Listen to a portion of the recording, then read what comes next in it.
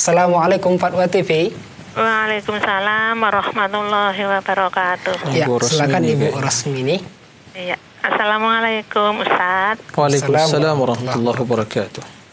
Kami ingin bertanya, katanya kalau membaca surat Al-Baqarah itu setan akan lari dari rumah yang membaca surat Al-Baqarah itu tadi. Terus yang dimaksud membaca itu apa satu surat Al-Baqarah itu apa cuma beberapa ayat? Terus yang kedua, membaca surat Al-Baqarah 2 ayat yang terakhir itu katanya sudah cukup itu bacanya kapan waktunya?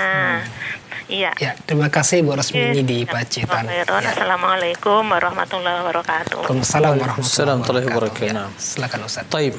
Terima kasih kepada Ibu Rosmini ya di Pacitan. Barakallahu fiik.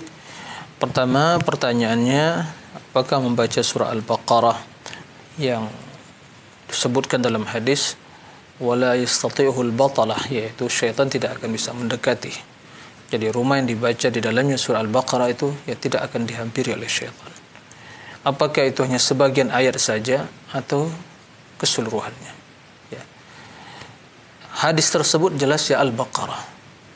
Ya. Berarti secara keseluruhan. Ini tentunya sebagai motivasi, ya motivator bagi kita untuk banyak membaca Al-Qur'an, terutama surah Al-Baqarah. Ya. Adapun 2 ayat yang terakhir tadi, juga terdapat keutamaannya secara khusus. Begitu juga ayat Al-Kursi, ya kita dapatkan keutamaannya. Berkaitan dengan ayat kursi dan juga 2 ayat terakhir amanur rasuli ma unzila ilaihi rabbi wal mu'minun ya sampai akhir, itu terdapat keutamaan ya membacanya sebelum tidur. Maka kedua ayat tersebut akan menjadi sebab Allah akan menjaga seorang hamba tersebut. Nah, man qara ayataini min akhir suratil Baqarah kafata.